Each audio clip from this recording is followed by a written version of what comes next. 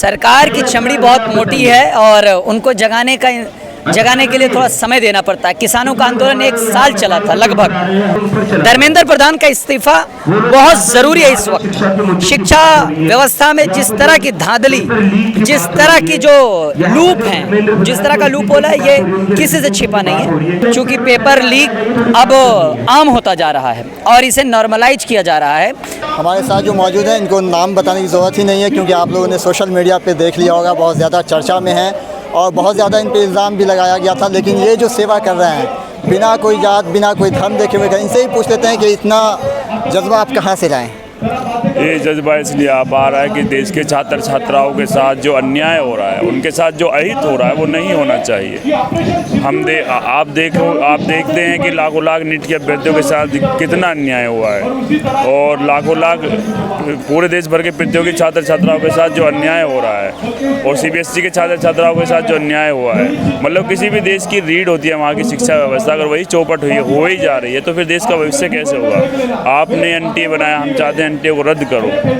और NEP में जो बहुत सारी खामियां हैं, NEP आप क्यों लेकर आए? पूरी शिक्षा व्यवस्था को आपने ध्वस्त कर दिया।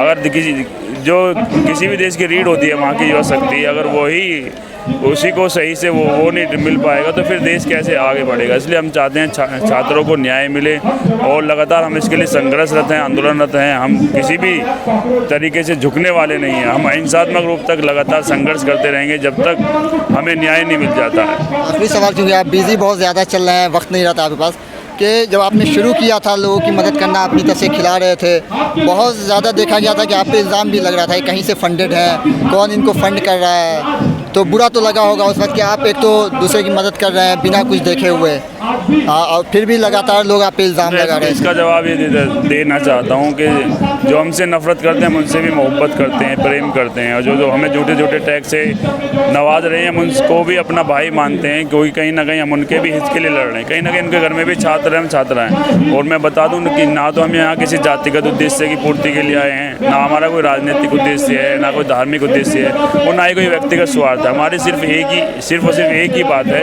कि किसी भी तरह छात्र एवं छात्राओं को न्याय मिलना चाहिए। बस क्योंकि हम यहाँ पर जितने भी लोग इकट्ठा हो रहे हैं वो देश के हित के लिए इकट्ठा हुए हैं, देश के भविष्य के लिए इकट्ठा हुए हैं।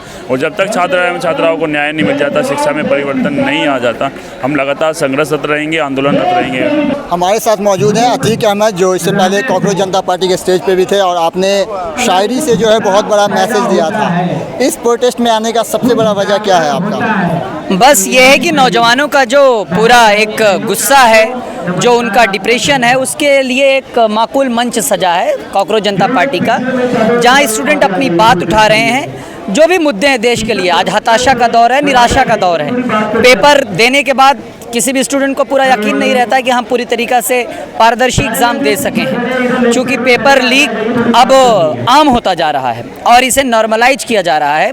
अब लोगों को लगता है पेपर लीक होना एक नॉर्मल बात है, लेकिन जब कोई स्टूडेंट 1 साल लगातार तैयारी करता है, एग्ज़ाम देता है, फिर पेपर लीक हो जाना एक तरीक़ा से बहुत बड़ा फेल्योर है और सिस्टमेटिक फेल्योर है, जिसके लिए कोई जिम्मेदारी लेने को तैयार नहीं है। तो ऐसे में जो देश के शिक्षा मंत्री हैं उनका इस्तीफ़ा मांगा जा रहा है और शिक्षा व्यवस्था में जो ज़रूरी बदलाव हैं, जो माकूल परिवर्तन की ज़रूरत है, उसके लिए ये एक जायज़ मंच है जिस कॉज के साथ हम सब जुड़े हुए हैं। हो सकता है कि कॉकरोच जनता पार्टी से कोई हम लोग ना जुड़े हों, लेकिन जो ये मुद्दा है, जो ये कॉज है, इसके साथ सब जुड़े हुए हैं, क्योंकि ये सबके घर से जुड़ा मुद्दा है।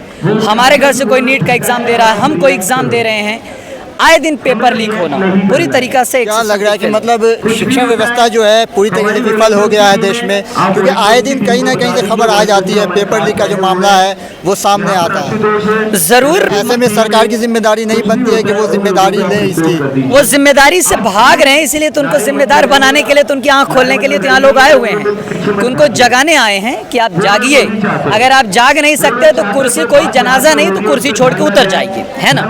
धर्मेंद्र प्रधान का इस्तीफा बहुत ज़रूरी है इस वक्त। शिक्षा व्यवस्था में जिस तरह की धांधली, जिस तरह की जो लूप है, जिस तरह का लूप होला है, ये किसी से छिपा नहीं है। बहुत ज़रूरी है, ये बदलाव ज़रूरी है इस मुल्क के लिए कि शिक्षा व्यवस्था सही हो, सुदृढ़ हो, जिसके लिए ये मंच है, ये आवाज़ें हैं, इन आवाज़ों को, प्रतिशोध की आवाज़ों को देश की सरकार को सुनना चाहिए। लेकिन क्या वजह लग रही है, 2 हफ्ता से ज़्यादा का समय हो गया है, कई लोग भूख हड़ताल पे भी हैं। सोनम वांगचुक बड़ा चेहरा है, साइंटिस्ट है, वो भूख हड़ताल, फिर भी सरकार क्यों नहीं जाग रही है? सरकार की चमड़ी बहुत मोटी है और उनको जगाने के लिए थोड़ा समय देना पड़ता है। किसानों का आंदोलन 1 साल चला था लगभग, तब जाकर उन्होंने किसान बिल वापस लिया था। तो ऐसे में ये भी एक बड़ा मूवमेंट है, कई फेज में चलेगा।